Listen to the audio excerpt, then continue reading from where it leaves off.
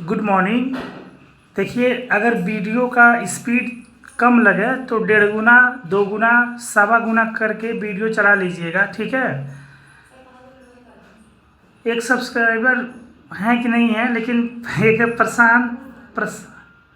प्रशांत नाथ बोल रहे हैं, sir I am BSc agriculture graduate, currently we are offering with only chemical sales job, salary 25K, sir I got RMS, sir it's better to join government और continue in private, please reply, sir sales involve travel 80 kilometres daily. देखिए, कह रहे हैं, प्रशांत बोल रहे हैं कि इनका प्राइवेट जॉब है और BSc एग्रीकल्चर से किए हैं और इनका सैलरी प्राइवेट में 25,000 मिल रहा है और रोज़ इनको 80 किलोमीटर चलना पड़ता है अपना सेल करने के लिए।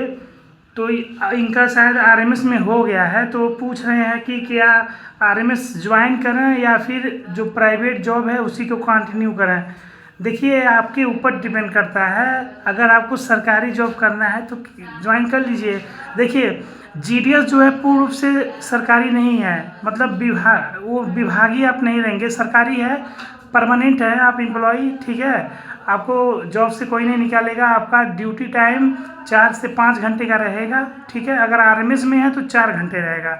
बाकी पोस्टल में जा रहे हैं तो वहाँ 5 घंटा भी हो सकता है, काम के ऊपर डिपेंड करता है, ठीक है।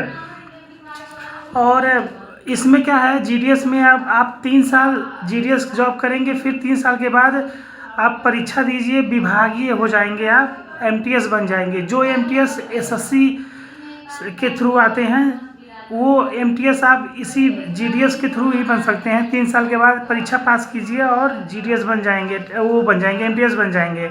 और सभी सुविधाएं जो सरकार के द्वारा सरकारी कर्मचारी को मिलता है वो सब सुविधाएं आपको मिलेंगी, ठीक है। अभी चूँकि GDS विभागीय नहीं होते हैं, एक्स्ट्रा डिपार्टमेंटल पोस्ट होता है, ठीक है। इसमें बहुत सारी सुविधाएं नहीं मिलती हैं सरकार की तरफ से, जैसे आपको HRA नहीं मिलेगा, आने जाने का कहीं आ जा रहे हैं तो उसका पैसा नहीं मिलेगा, ठीक है। और बहुत सारी सुविधाएं हैं जो नहीं मिलती हैं, ठीक है।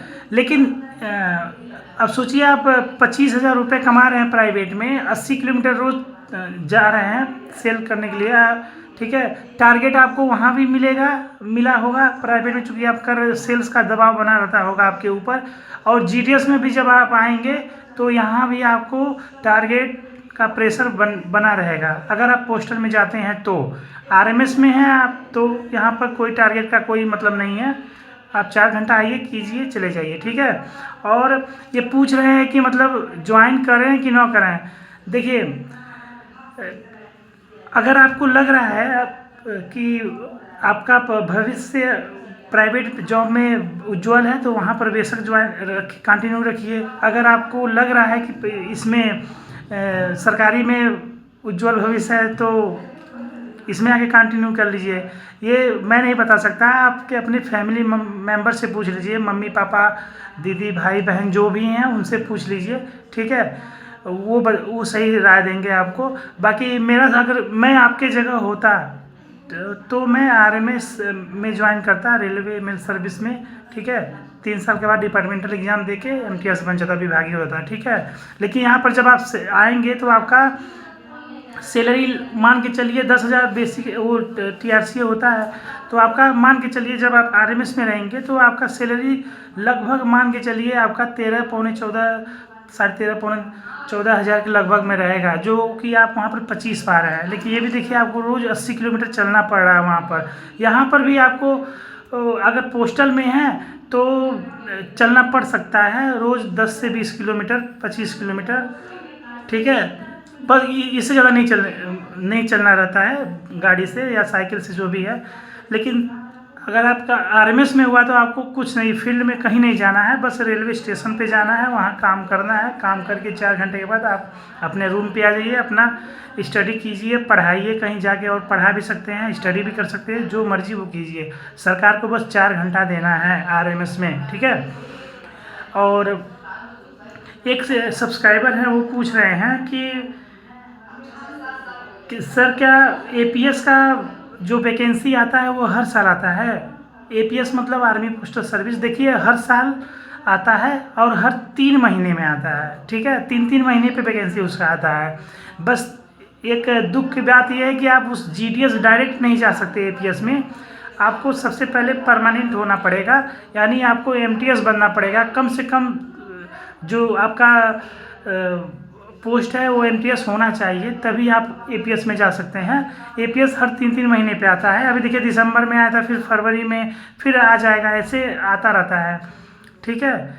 तो आप फॉर्म भरिए एमटीएस का, विभागीय हो जाइए, उसके बाद एपीएस में जाइए, ठीक है।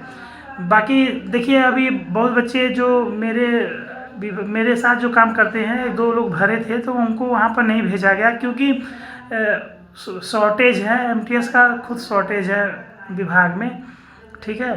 बाकी अगर विभाग बुलाता है मेडिकल के लिए तो आप वहाँ जा सकते हैं, फिर आपका मेडिकल होगा, जो भी सिलेक्शन प्रोसीजर वो पूरा होगा, उसके बाद आप एपीएस में जाके अपना आर्मी का जो सपना है वो भी पूरा कर सकते हैं, ठीक है। बाकी कुछ क्वेश्चन होगा तो कमेंट करके पूछिएगा। मिलते हैं अगले वीडियो में, तब तक के लिए बाय।